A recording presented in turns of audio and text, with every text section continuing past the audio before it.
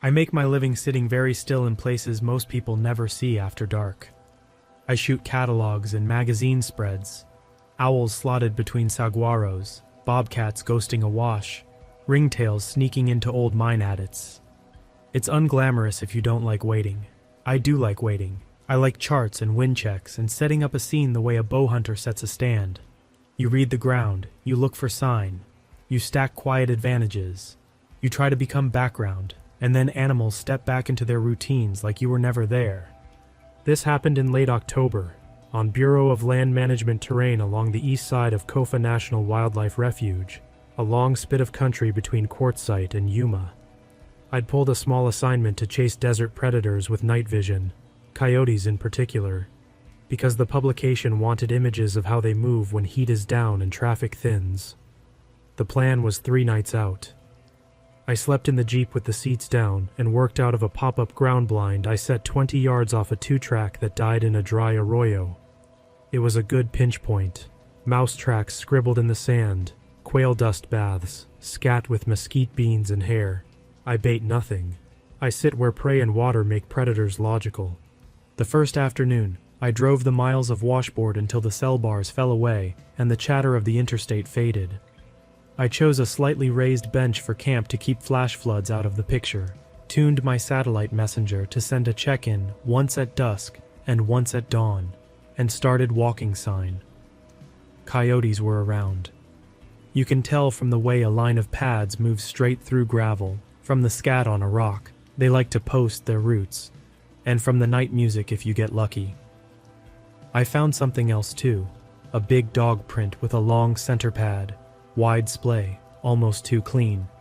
It wasn't unusual enough to bother me. Out here you get feral dogs, ranch dogs, hybrids. The desert makes opportunists. I set the blind in the shadow of a palo verde and broke a small circle of stones for my stove. Gear went where it always goes, tripod legs splayed and balanced low, gimbal head leveled, Sony camera body, with the 200 to 600 mm zoom lens mounted and a 1.4 times teleconverter attached.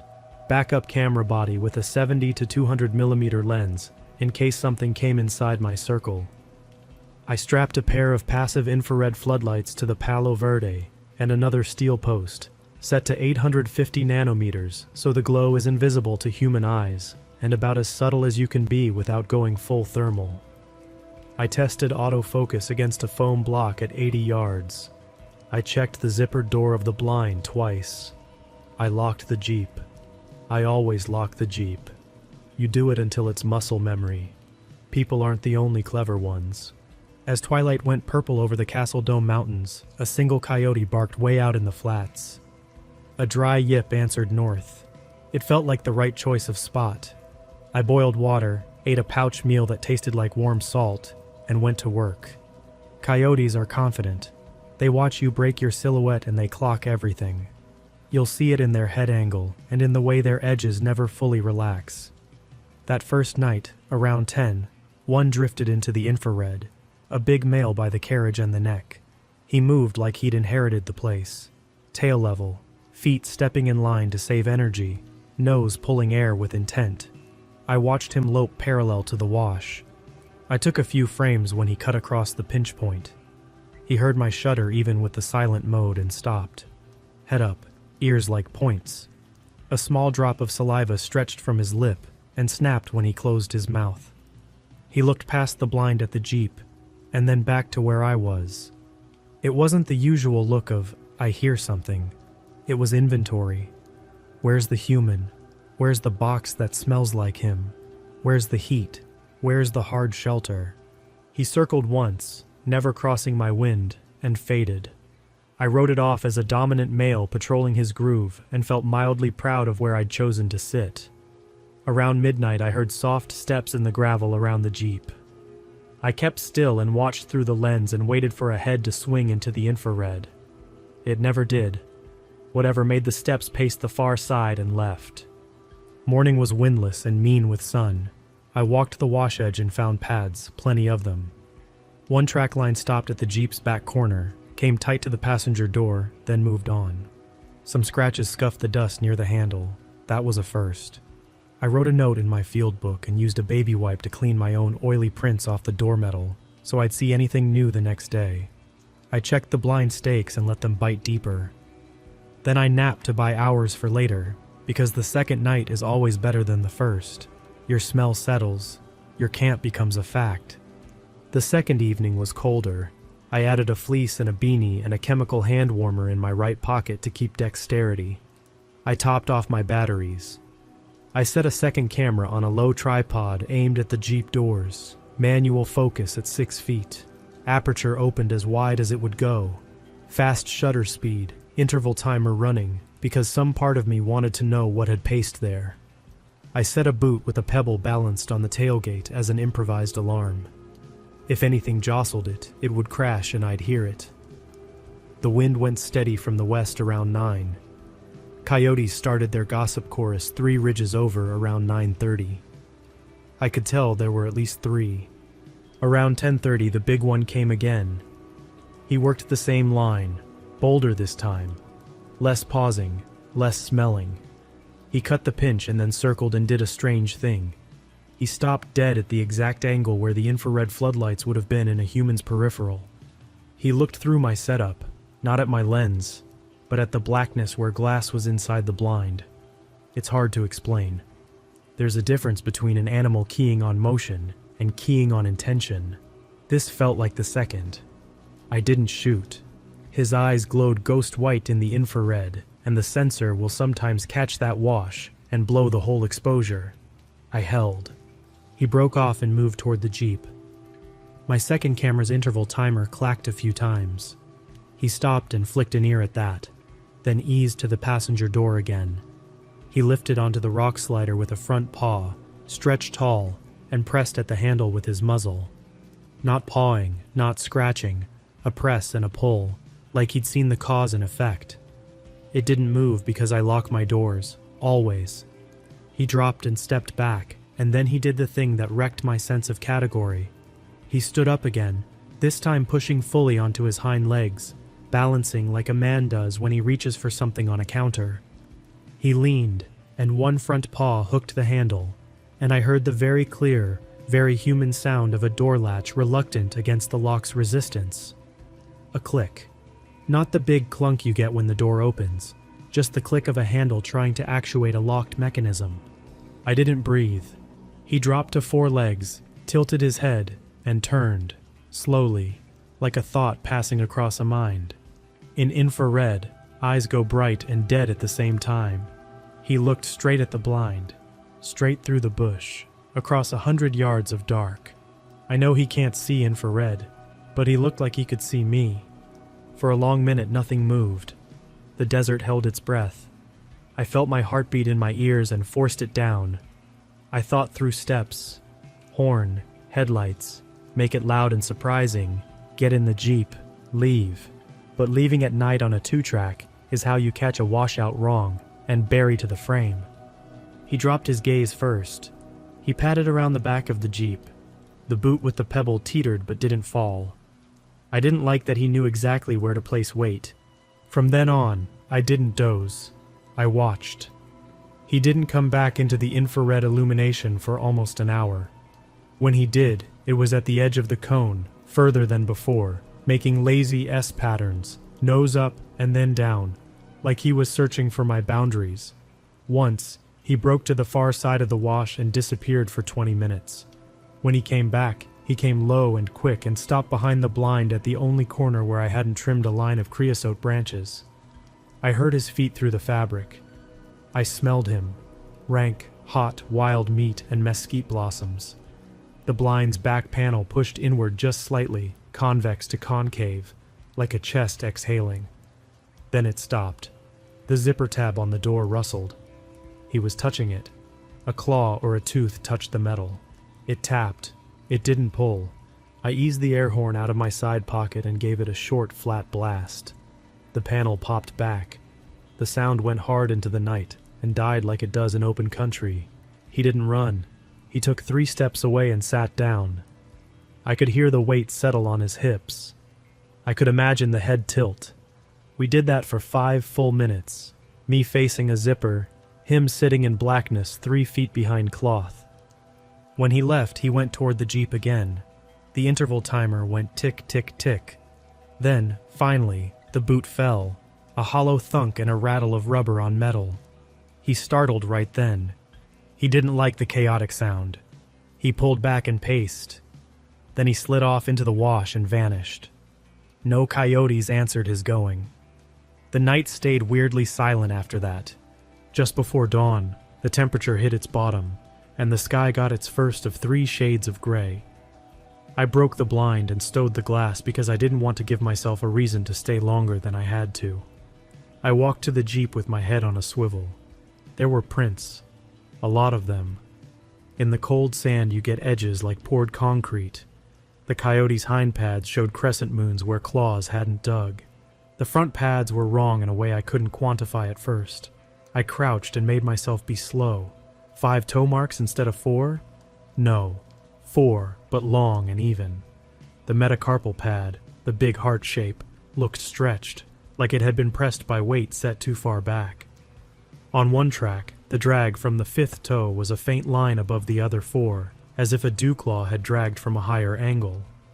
I've seen that on dogs. I've never seen it paired with the hind leg stance I watched through glass a few hours earlier. The passenger door had new scratches that weren't just surface dust swirls. I could rake fingernails deep across paint and only get chalk. These were through the oxidized layer. Not key deep, but not something I could wipe away. They clustered at the handle.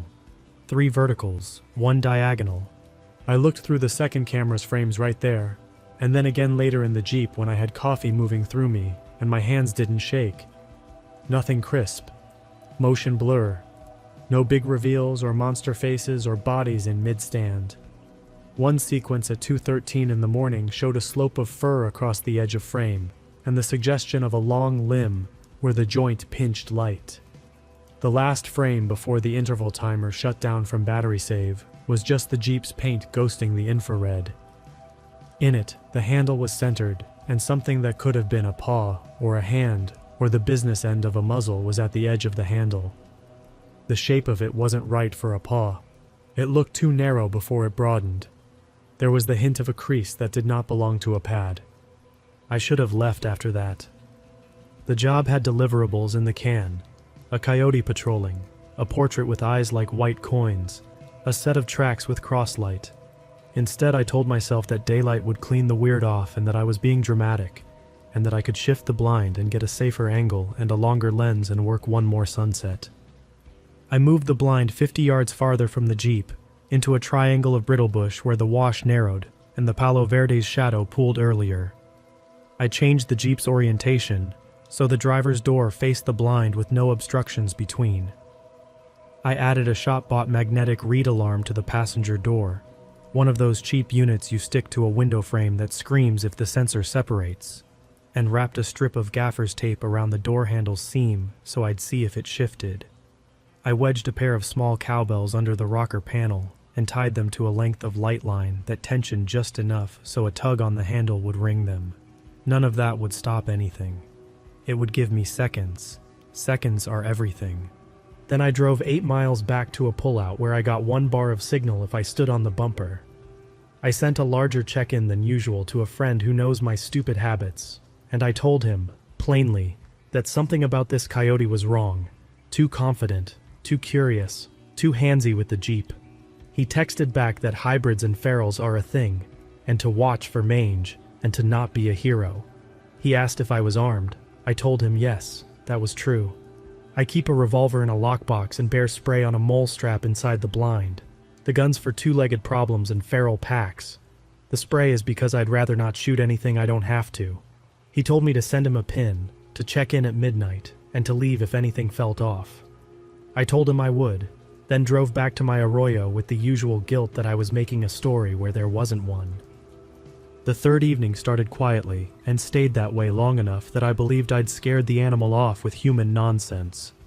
I watched a tarantula cross the wash like a walking hairbrush. I filmed a kangaroo rat kick sand over its burrow. A great horned owl drifted once across my infrared cone and kept going like a ship through fog. The air smelled like creosote and dust. The north wind came light and clean around 9. At 10:20, the read alarm chirped once and then screamed. The cowbells rang a bright, silly peal. I flinched hard enough to bump the lens into the blind sleeve. I fumbled the key fob in my pocket and thumbed the panic button. The Jeep's horn went full blast, lights strobing, hazards pulsing. The alarm rolled across the arroyo and up the cholla-spiked hillside and then hung there like a held breath. The read alarm cut out when the handle went back to rest, then chirped again, then screamed again. He was testing it, pulling and releasing, pulling and releasing. I didn't hit the panic button a second time. I let the Jeep do its whole cycle and die and reset. In the wash of the infrared light, a form backed off 3 steps and stood. Tall, not a four-legged stance. Tall, like a person taking shock, recalibrating. It held like that for a count of 2 and then it moved sideways, a shuffle with hips working wrong for an animal, like knees bending where no knee should be. It sank to all fours and disappeared under the door line. My heart put its hands around my throat and squeezed. I put the revolver on the blind floor by my right boot and the bear spray on top of the blind bag. I told myself 3 rules out loud in a whisper because whispering makes them feel carved in stone. Don't shoot unless something is in the blind. Don't run unless you are running to the Jeep and driving. Don't leave it to chance. I switched my camera to video and pressed record on the main camera body. The infrared floodlights hummed. The desert held its breath again. Or maybe that was me. Nothing happened for a strange amount of time. 10 minutes is forever when alarms just screamed and a thing you watch stand like a man is somewhere between you and your only hard shelter. And then something happened to the blind. It moved. Not in the wind. Not the little breathing you get when fabric expands and contracts with temperature. It moved the way a tent moves when someone pushes it with a flat palm. 1 slow press at the back panel. It went in an inch, then 2, then more, when weight kept coming. A paw, or a hand, spread behind the fabric and pressed. I could see the silhouette in infrared like a shadow puppet made of ruined anatomy. 4 long digits and a heavier heel where the pad should be. The hand slid sideways until it found the line of the zipper again. The metal tab made that tiny tapping sound as something toyed with it.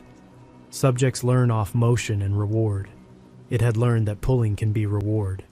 I spoke in the same voice I use with animals that get too close to a lens. No, not a yell, not scared. Firm, human, present. The hand stopped. It held there, palm to fabric, like a blind high five from something that did not know games. Then it slid down and away, and the pressure left the wall, and the blind breathed back to its proper shape. The read alarm knocked again. The Jeep's handle creaked. The cowbells rang once, twice, then quiet.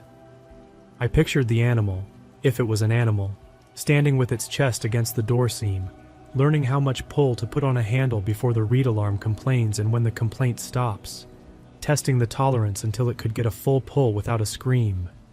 Learning. I had to move. Fighting the instinct to freeze is the hardest part of work like this. Freezing feels safe, and it kills you slow. I slid the zipper up 2 inches, pushed the lens into the gap, and lined the Jeep in the screen.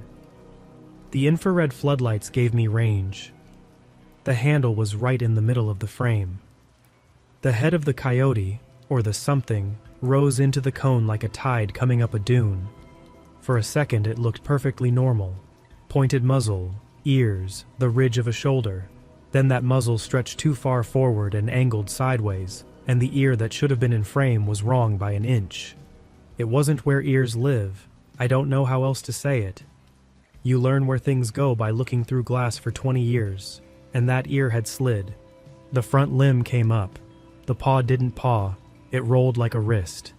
4 digits came down on the handle and pulled. The read alarm let out a half chirp and cut off as the magnets separated just slow enough to fool the sensor. The handle came to its stop at the lock. The lock held. The digits flexed. The handle fluttered against the lock like a trapped bird. The thing's head turned, and the bright, dead eyes in the infrared looked across 100 yards and found the sliver of glass where mine were and held them like a pin through a bug. I hit the panic button. The horn and lights went berserk. The thing didn't jerk away this time. It released the handle and took a smooth, almost bored step backward and stood up straight into full biped, tall enough that the top of its skull just touched the bottom of the side window. It put its right hand, paw, whatever, flat to the glass and it pushed, and there on my screen I watched 5 splayed digits press and fan against a Jeep window I had wiped clean that morning.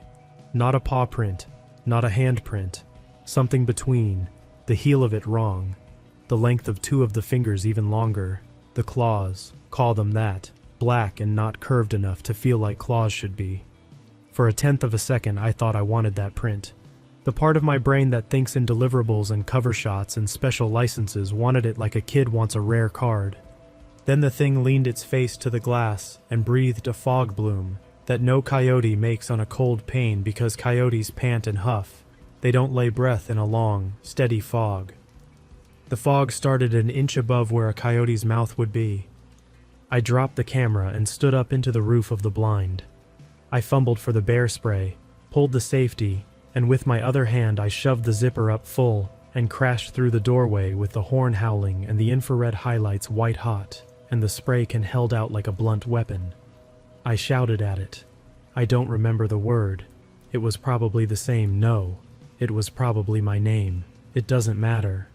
The thing left the window and took 3 steps sideways, and in those 3 steps, it moved like a man on a grade with his ankles bound, knees bending wrong, hips making the effort up for what the ankles couldn't do.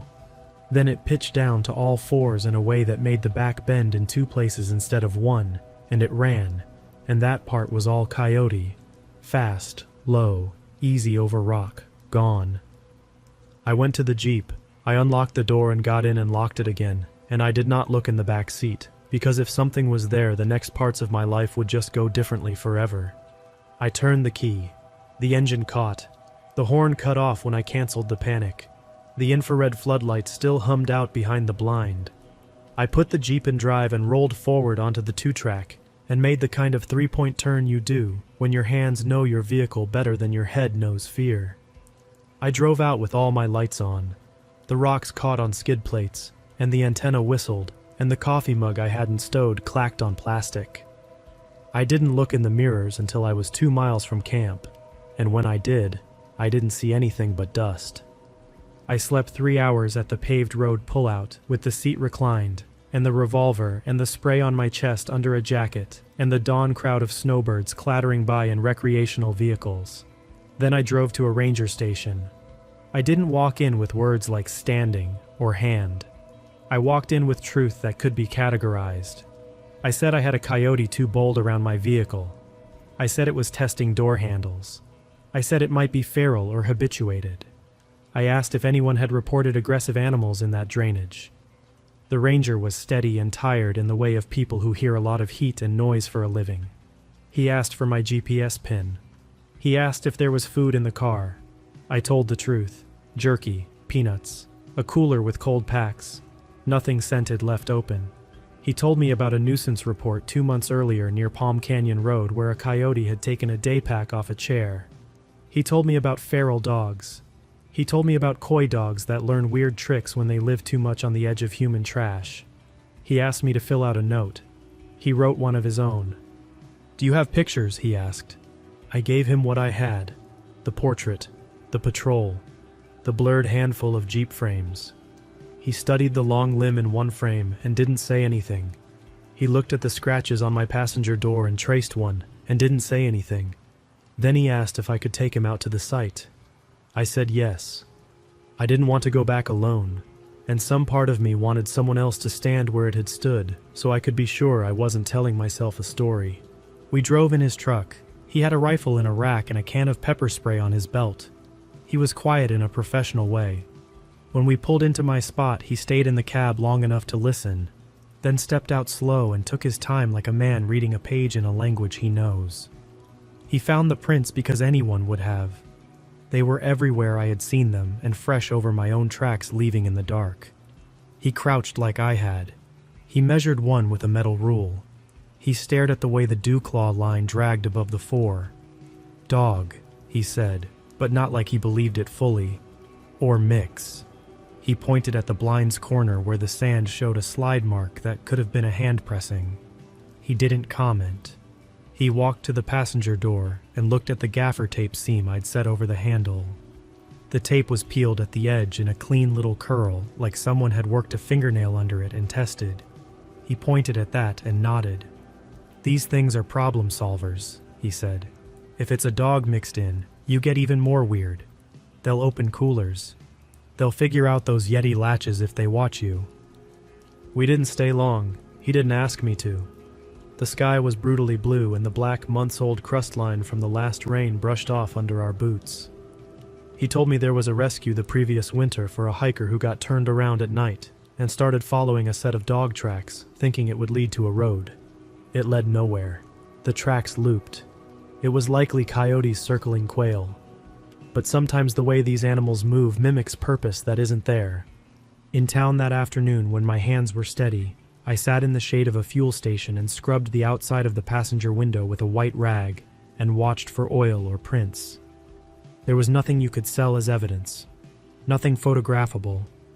If there ever was a fog of breath on that glass, it had burned off between the panic and the drive and the dawn. At home, I went through the memory card again with a bigger monitor and better software. Same result, hints and blur. The still that got me the most wasn't even the weird hand. It was a single frame where the head was against the glass and the ear was wrong. The angle was off by that 1 inch my mind couldn't let go. An inch isn't much on a monitor. It's a lot on a skull. I turned in my deliverables. Coyote moving through infrared cones. Decent composition. A good sharp eye. Some sense of place. The editor emailed, "Nice work." A week later, a copy desk sent a follow-up about coyotes and car doors because someone had linked a video from a city park of a raccoon opening a cooler. I wrote a sidebar on animal intelligence and object permanence and learned helplessness and how associative learning is just the desert with a notebook. It was clean. It made sense. I went to the gym. I slept with the hall light on for 2 nights. That should be where this ends. Me doing the reasonable human thing of explaining the unexplainable until it sits comfortably. That's what I'd prefer. I like categories. I like boxes with labels. There is a last piece, and it's the only part I can't wedge into the box without shaving off too much truth. I didn't include it in the report. I'm including it here because you don't know me and it won't cost me a professional relationship. 2 days after I got home, I detailed the Jeep. I pulled mats, shook dust, wiped plastics. When I peeled the gaffer tape residue off the passenger handle with my thumbnail, a small filament of something lifted free from the seam, a fine, pale hair, longer than coyote guard hair, thicker at the base than dog. It had a bend that looked like it had been pressed under adhesive for hours. I set it on the black plastic of the handle to photograph it. It was so light that even my breath would move it. I stepped back from my phone, and in that second, a breeze came through the carport, and the hair lifted and danced, and was gone. I stood there with my dumb phone out and a clean handle and no proof. I don't go out alone at night for work right now. I tell editors I'm on a daylight project or that I'm caught up and give the jobs to a friend who likes roads and crews and people. Maybe I'm soft for a while. Maybe I'm smart for a while. I don't know. I'll find out in November when the mule deer rut starts and the coyotes run wider. Here's what I do know, and it is enough of an ending for me. Whatever was out there learned from me. It watched me open a door, and it tried to repeat the motion. It tested the thing that screamed, and taught itself the amount of pull to stay quiet. It knew where I was in the blind. It touched the zipper. It pressed a palm, call it that, against the glass of a door I had locked because some instincts are older than cameras. It stood and looked back when I made a human world explode around it, and it did not break inside the noise. And then it left when I left, and it did not follow me onto pavement and into the light, where our rules hold harder. Sometimes survival is not heroic. Sometimes it's a series of boring choices, made early and kept. I locked the door. I had the alarm ready. I didn't try to get the perfect shot when something that didn't fit my labels pressed its shape against mine. I traded a story I wanted for a drive home I could make. That's all the hero I needed to be. A month later, the ranger emailed me a one-line update from his personal address. No new reports. I start it. I keep it. If that's closure, I'll take it. I know what I saw, and I know what I did not get, and I know I am still here to sit very still for other animals that do not want my doors.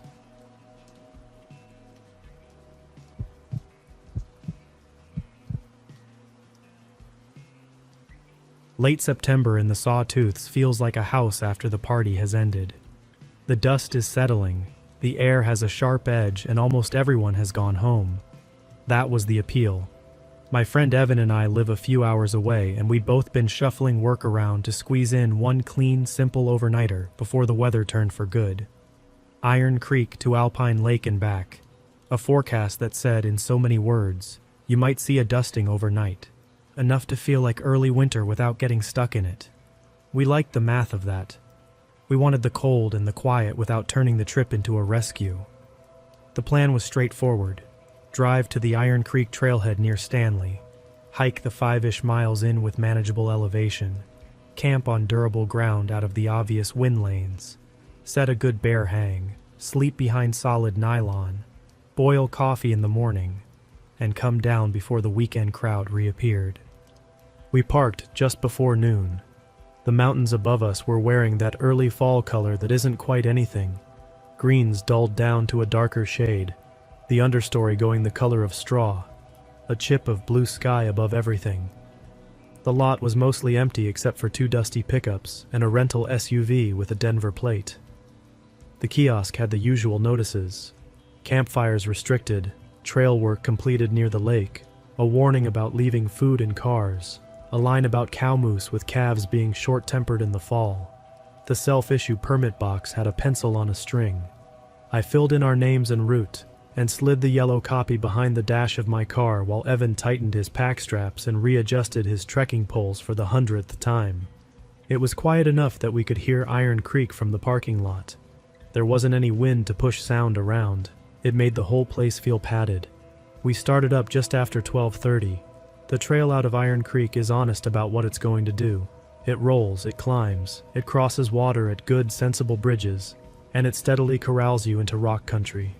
You pass into those stretches of forest where the older firs have furrows in their bark like they've been corded by hand. Every once in a while the view opens, and a spire of pale granite shows itself beyond the near trees. The grade never got rude, just consistent. We fell into a rhythm where we didn't talk unless there was something practical to say. We made steady time to the spur that climbs to Alpine Lake from the main trail that goes to Sawtooth Lake. There's a wooden sign with a routed arrow, and a name you can't mistake. We took a minute there to drink and check layers because the air cooled the second we turned off into that more sheltered draw. We saw one pair of hikers coming down as we went up the spur. They were late middle-aged, moving carefully, and carrying the kind of gear that says they've done this for years. Their faces were bright from cold and exercise. We pulled off to let them pass and traded the standard summit talk you hear on any mountain trail. "Any snow up there?" I asked. "Just frost in the shade," the woman said. "It's pretty, quiet too." They told us their car was the rental with Denver plates. We told them we'd be up for one night, just a quick turnaround. They said have fun, and we said the same as if fun is a thing you can guarantee. We reached Alpine Lake at about 4:15 by my watch. The lake sits in a rock bowl like someone set it there with a level. Alpine Peak pushes up beyond it, and there's a line of gray talus along the east shore like the mountain shrugged a shoulder and dropped those blocks with no pattern. The outlet stream ran clear and glassy, and there were old campsites on the durable flats back from the water, set discreetly behind low, scattered boulders. No one else was up there. A farther ridge carried a smear of cloud that looked harmless. We picked a spot with a natural windbreak and set the tent tight, corners staked and guy lines snug. I like habits in the backcountry. Footprint down, poles clipped, stakes seated, rainfly ready even if the sky says you might not need it. We filtered water, set a food hang in a stand of stout branches, and started dinner early so we could move into warm clothes without the awkward dance of cooking in the full dark. Evan took the stove and I built a quiet little living room out of rocks so we could sit without freezing. We ate watching the surface of the lake go flat as a skin, and then unflat again with the smallest breeze. The first thin film of ice formed around a shallow rock, and then broke free in a plate the size of a dinner tray. We called out small observations like that back and forth, because it was better than talking about anything else.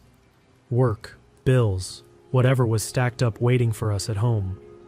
After we cleaned up, we did a slow walk around camp with headlamps off, letting our eyes adjust, just to map in our brains where the rocks and roots were so we wouldn't stumble later. We turned in by 8:30. The temperature went from brisk to bone cold the second we climbed into our bags. The kind of dry cold that makes the inside of your nose feel like a cracked sink. I lay there listening to the tent fabric do that soft, occasional tick as it adjusted to the night. Somewhere down valley, a single elk bugled like a car with a failing belt.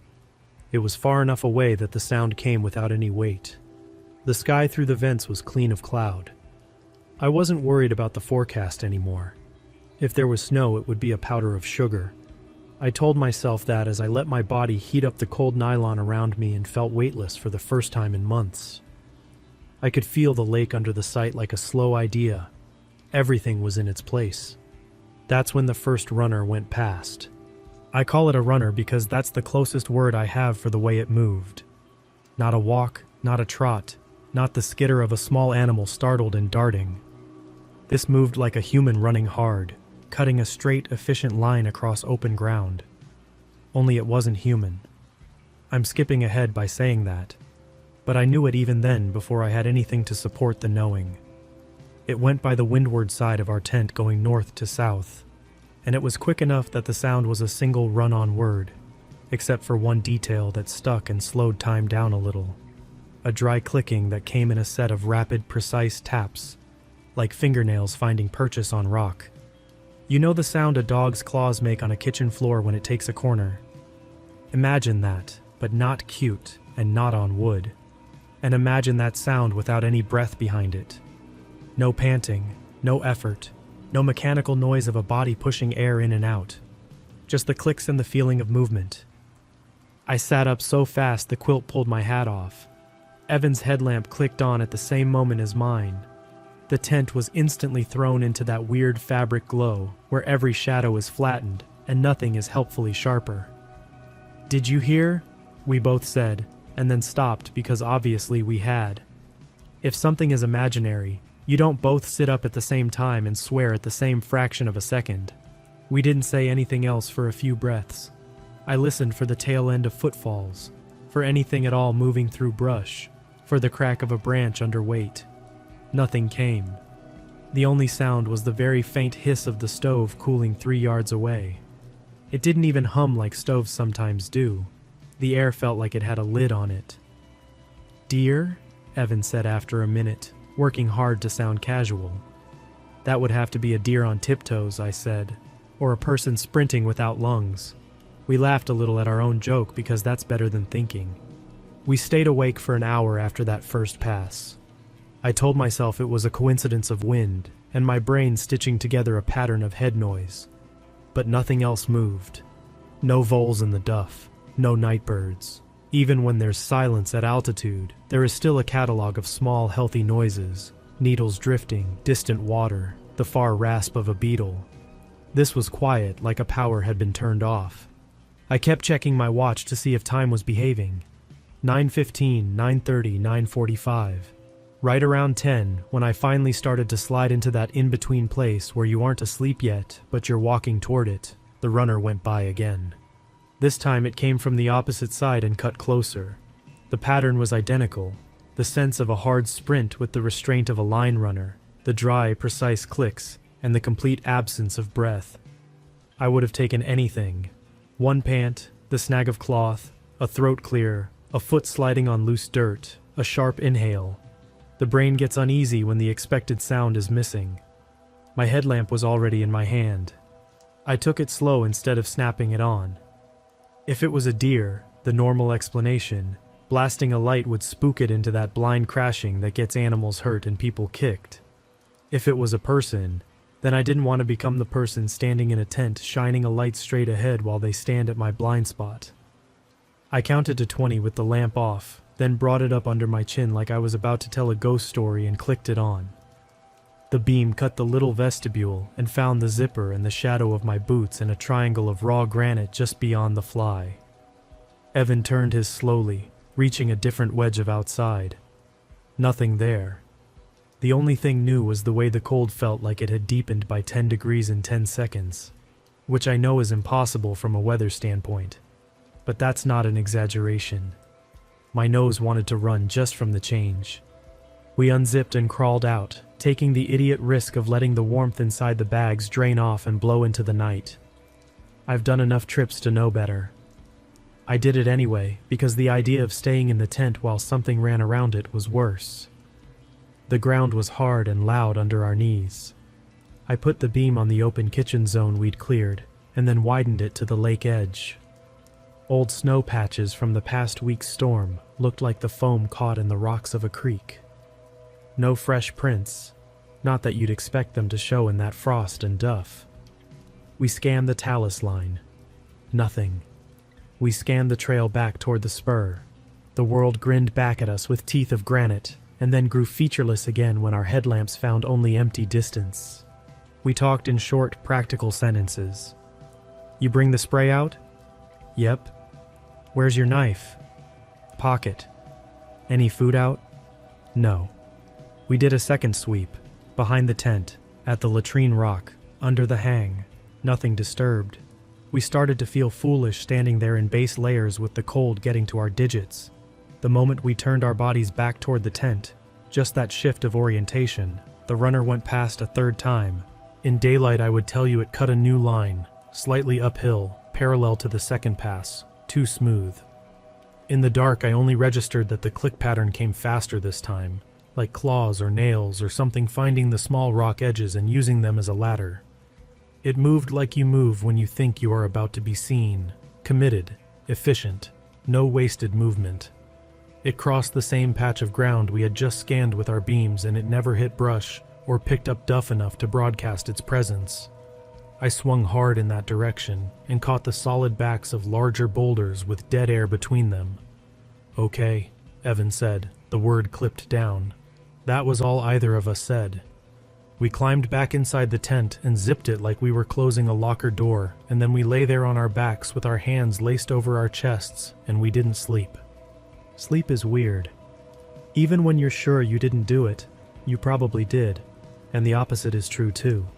I must have, an hour, two, because when the sky began to change from black to charcoal, I had that stale mouth feeling I get only after a nap. The subtle pool of gray around the tent footprint brightened, and outside things took form by degrees. First the nearest rocks, then the waist-high shrubs, then the boulder field. I have a ritual on cold mornings, where I force myself out first and get water going so the second person isn't tearing their warm cocoon without a promise of heat. I unzipped, slid out, and immediately forgot the stove. There's a particular kind of print that makes you stand still with your mouth open like you walked into a smell. I've seen mountain lion pads in fresh snow, clean circles with sharp lobe marks, elegant as drawings. I've seen elk tracks blown out and doubled after a storm walks them in. I've seen the sloppy ballerina of bare feet. This was none of those.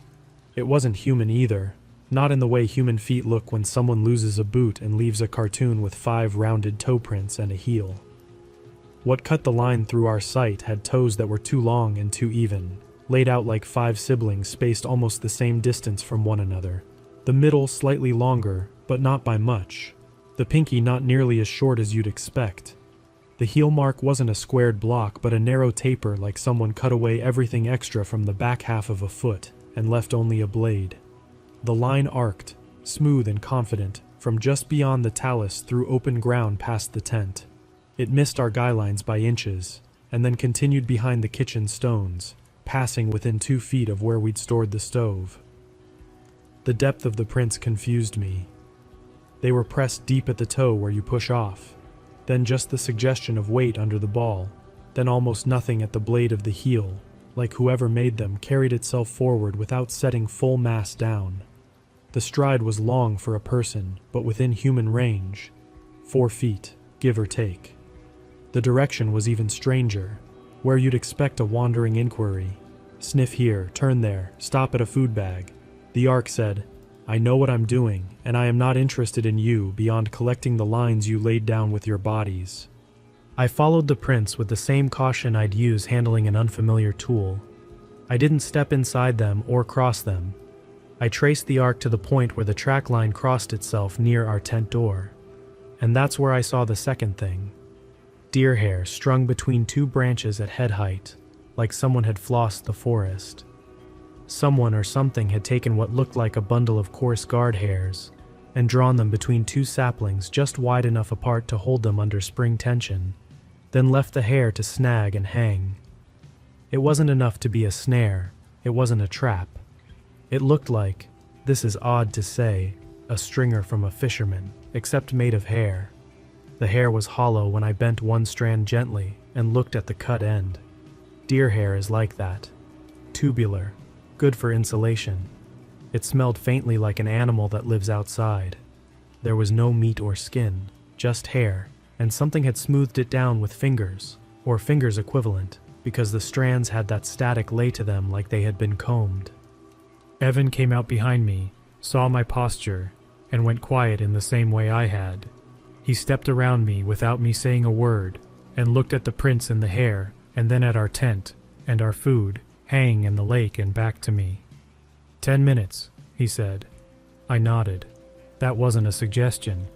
We don't rush Camp Breakdown because that's how you leave stupid things behind, like gloves or a bag of trash. But we moved with a speed that felt like wading through cold syrup. Tent down, shaken clean, rolled, stuffed. Pads deflated and coiled, stove bagged, food off the hang line wound. Everything stowed in the same places we had it yesterday so our muscle memory could find it. We didn't talk about coffee. We didn't talk about oatmeal. We ate a strip of room temperature jerky and a handful of trail mix while standing and looking up and down the draw. I can tell you the exact number of minutes because I watched the second hand go once across my watch, and then again, and then 6 more times. We were moving at 7:30 and on the trail by 7:40. We descended into sleet. The forecast had promised a dusting, and the mountains delivered the kind that can't choose between forms and gives you all of them. Needles of ice that bounce off the brim of your hat, then flakes the size of moths that stick to your shoulders, then a fine sugar that slicks the rocks without announcing itself. The trail switched back down a rib, and then followed the creek in a drainage where the trees, tall and dark and straight, stood like pillars. Our plan was to move at a steady pace, no jogging, no stopping except to address necessities. We fell into a pattern of 45 minutes walking, and 2 minutes drinking and eating and looking and listening. We did not discuss the prints. We did not need to. Everything in our bodies had already filed that under not for discussion out here. Somewhere in the long middle of the descent, we both became aware of a new sound that was actually an old sound we hadn't noticed had been missing. The creek. It had been there all along, of course, the white noise of moving water. But once you're tuned to listen for footfalls and clicks and the micro sounds of a body moving, you can forget the base layer. When we tuned back into it, it was almost comforting. Then, right after that comfort started to take, the runner paralleled us. I did not see it head on. If I had, I would have a cleaner sentence to offer you here. What I have instead is the calculus of peripheral vision and sound. We were maybe 1.5 miles from the junction with the main trail, in a series of longer switchbacks cut across a slope with slope breaks of boulders. The sleet had gone back to needles that made a soft hiss. I could see my breath clearly when I exhaled. It came out and hung and then was gone. Evans did the same, visible in front of his shoulder as he walked. To our left was a broken field of rock dotted with low, tough shrubs.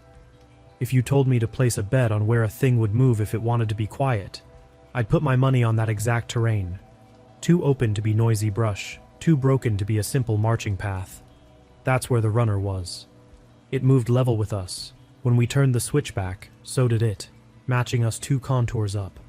I won't repeat the click detail again except to say it came when it should, fast and exact, off rock. I won't labor the breath detail except to say that even in this cold, where your own breath is visible 3 feet out and the air is still enough to hold it for a count, nothing accompanied that movement. Nothing fogged, nothing exhaled. It stayed just long enough to make a point, 2 switchbacks, maybe 3. And then the sound cut off as if we had walked past the end of a narrow hallway and the door behind us shut. We didn't talk, we didn't stop. We adjusted small things automatically the way you do when you feel eyes on you. I shortened my pole length by a notch so I'd have more leverage for a quick plant if the trail got slick. Evan took his spray out and moved it from his hip to the shoulder strap so it would be faster to aim. I gave myself one glance to the left on the next open section and caught a shape that was both nothing and enough. A pale, thin something moving through the darker rocks with the efficiency of a person on a track they've run 100 times. No headlamp glow, no reflective fabric catch, no color. Just that paleness and a speed that my brain kept wanting to slow down so it could study it, and the paleness refused to cooperate. By the last set of switchbacks, we were comfortable in an uncomfortable way. The weather wasn't worse, and the lower we went, the more the sleet became wet snow and then slush. The trees thickened, the trail got familiar. Places I'd seen on the way up slotted back into my skull like good puzzle pieces. The low log we had stepped over, the erratic with a white quartz streak like a scar, the root system that forced the path into a little S-curve. We passed the spur sign and took the main trail back down toward Iron Creek. Evan said, "Almost there," because it's human to mark the nearing of an end out loud. I said nothing because I had a sense. This isn't mystical. It's the same sense you get in traffic when a driver to your left hasn't looked over yet and you know you should give them room, that we weren't done. We came out of the trees into the last stretch where the lot shows itself in glimpses between trunks. The air carried the cold metal smell of cars that have sat and cooled. That's when I noticed the game camera. It was strapped to a tree with a black nylon webbing and a rattled-looking ratchet, 4 feet off the ground, angled down the length of the lot like an eye watching everyone arrive. I would have missed it in summer when leaf cover makes the forest thick. In late September with the light low, it looked obvious. Even if you weren't looking for it, the little box poked at your peripheral vision. The camera's SD card door hung open, empty. It had that disemboweled look electronics get when the thing that makes them themselves is missing. Fresh prints led to it. The prints matched the set that cut our campsite. Long, even toes, narrow heel. Only now they were perfectly laid in the thin skin of slush on the hard-packed path. They came from the direction of the creek, stopped at the base of the camera tree where the bark was scuffed at hand height, and then turned and went back toward the water. We followed them with our eyes to the creek crossing. The last 3 lay on flat rocks like someone had stepped carefully to avoid the mud. Then they stopped. There was no track into the water. There was no track out. The surface of the creek toward the far side was unmarked, except for the disturbed standing eddies around larger stones. The slush on the near bank recorded the first 2 steps, and then went empty. The only way to read that tableau was to tell yourself a story, pick one, and live with it. At the car, we moved like people in a rainstorm. Packs into the trunk. Poles collapsed and stowed. Boots swapped for dry shoes. Spray set in the cup holder for no reason other than to feel like we had a plan if someone opened our door. I started the engine and felt relief out of all proportion to what an engine can be expected to do for you. As it warmed the windshield and started to melt the slush that had collected at the wipers, I looked back toward the camera. The door hung open like a mouth. A little bead of water gathered on the edge of the empty slot, trembled, and fell. No one else was in the lot. No new cars had arrived. We didn't drive straight home. We stopped at the Stanley Ranger station because leaving without telling anyone would have felt like stealing. The station was warm and smelled like old paper and fleece. A single person sat at the desk, mid-20s, seasonal uniform, hair tied up in a practical knot, a fatigue around the eyes that said September had been busy. We told her we wanted to file an observation, nothing dramatic, just something that might matter to whoever had set a camera at Iron Creek. She asked the right questions. Where, when, which tree, what it faced, what we saw. We described the SD door open and the fresh prints. When we got to the prints, she held up a hand politely like she was slowing us down to keep notes clear. "Human barefoot?" she said. Or, "Not human," I said. "Bare, 5 toes, too long, even, narrow heel." The line was confident. I realized that last word wasn't helpful and stopped. "Any claw marks?" she asked. "Dogs sometimes." "No," I said, then corrected myself because I'm the kind of person who hates being too sure. "Maybe, but not where you'd expect and not obvious." There was a clicking, like nails on rock. I could hear myself and I hated it. I sounded like a person trying not to sound like a person telling a story. "Any breath?" she asked, and then smiled a little, like that was absurd, then let the smile go, because we weren't laughing with her. "No," I said. "That's the thing I keep getting stuck on. No breathing. Fast, hard running, no breathing." She wrote that down. She asked about the deer hair, and when we described it, she looked up sharply like she'd heard that before, and didn't like hearing it again. "Between branches?" she said. "At about your height?" She is shorter than me. "Higher," I said. "My eye line. I'm 6 feet." She wrote that down too. She thanked us and said she'd pass the camera note along. She said the Forest Service doesn't endorse private cameras on public land in a lot of situations, but that people still mount them, and sometimes someone steals the cards for reasons that are boring, like wanting elk photos, and sometimes for reasons that aren't. She asked if we wanted to leave our contact info. We did. She asked if we were hurt, if we'd had to use our spray, if we had any photos of the sign or the camera or the prints, and we shook our heads. We didn't take a single picture. I didn't even take a photo of the lake when we arrived, and I always do. She said that was okay. Not everything needs to be documented to be real. The way she said it made me think this wasn't the first time in September someone had sat in that office and said something about the sawtooths that didn't fit into a neat trail report. We drove out on Highway 21 with the heater on full, even though the day was brightening. The sleet had burned off. The sky had become that crisp fall blue that makes the mountains look like they were scrubbed. We didn't talk much for the first hour. My brain was busy doing its 2 simultaneous jobs. One part of me replaying the night and trying to explain it with normal tools, and another part filing small practical notes about the trip. A mental checklist of what we did right, what we could have done better. Then something simple broke the spell. We stopped at a turnout where a stream cut under the road, and I got out to clear a clump of slush off the wheel well that was making a dull thump. When I bent to break it off, I saw 3 coarse pale hairs on my cuff. They were caught in the rough fabric like they had been combed there. I pinched them free, and without thinking, I set them on the guardrail post. The wind took them. They lifted, and were gone.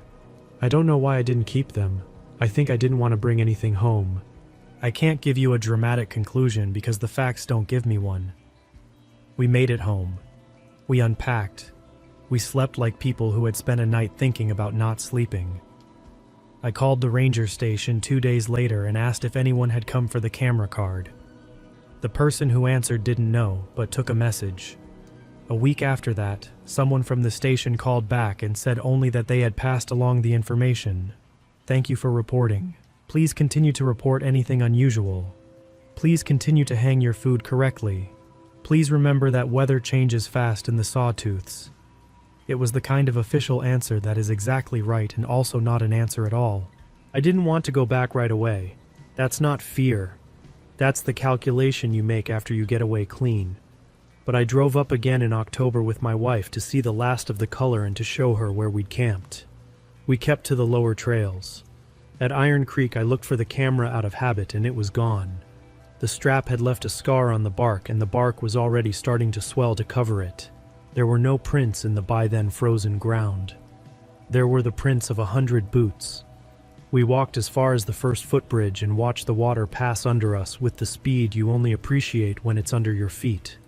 I remembered the empty end of the prints on the rocks, and the way the creek took the story and broke it into unreadable pieces. We turned back before the climb because the wind picked up and cut without mercy.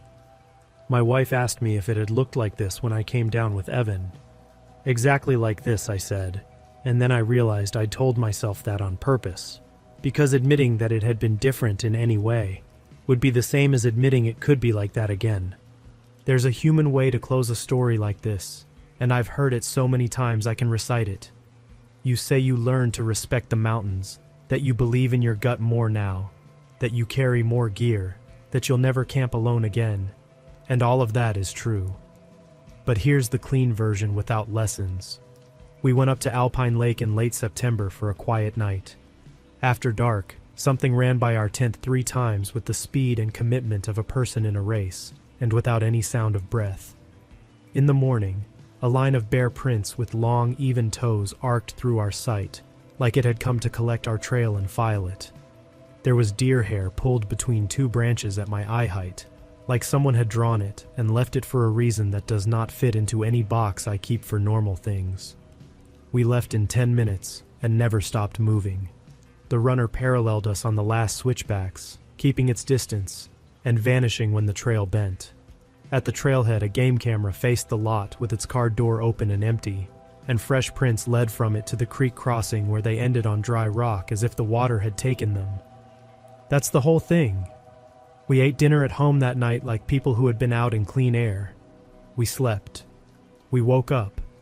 We went to work on Monday. And every time since then that I lace boots and shoulder a pack and a piece of cold air gets in under my collar, and my breath fogs and the trees stand in straight lines and the rock breaks into clean blocks, I'm listening for that dry clicking on stone. I haven't heard it again. That's enough for me. I don't need it twice.